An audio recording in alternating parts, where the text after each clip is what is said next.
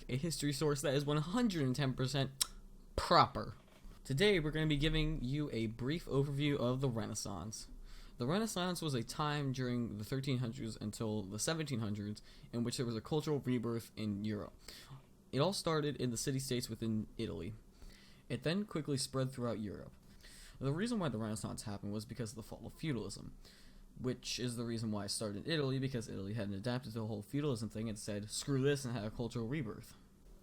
Well, you're not entirely wrong, but a more, so to speak, proper interpretation would be that the European feudalism, the system in which lords rewarded land to lesser lords for military service, began to fail just like my kidneys. However, Italy never developed the system in full, and they developed city-states. Through trade, they began to pick up on the ideas from multiple areas and develop them into a great cultural rebirth. Oh, and by the way, Renaissance is French for rebirth. Florence, Italy contributed greatly to the start and development of the European Renaissance. This is because it was one of the greatest trade route stops in Italy. From this area, the Italians learned new ideas from all over Europe and Asia. For instance, Muslim countries introduced secular learning or an education system based on more than just religion, as many education systems at the time were.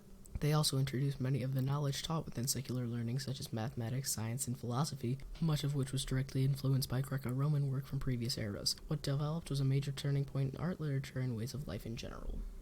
Ah, yes, ways of life. 3 new mindsets influencing the life during the Renaissance now arose: humanism, secularism, and individualism. To save time, I'll give a brief explanation of all 3. First, humanism was the study of classical works like literature from the Greco-Roman era. Second, secularism was the belief that God was not the center of everything and that life could be enjoyed more than it was made out to be.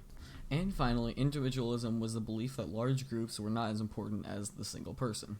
Of course, this time allowed for many extremely important people such as Leonardo da Vinci, Michelangelo, and the Medici family to thrive, but we'll leave that to the next episode.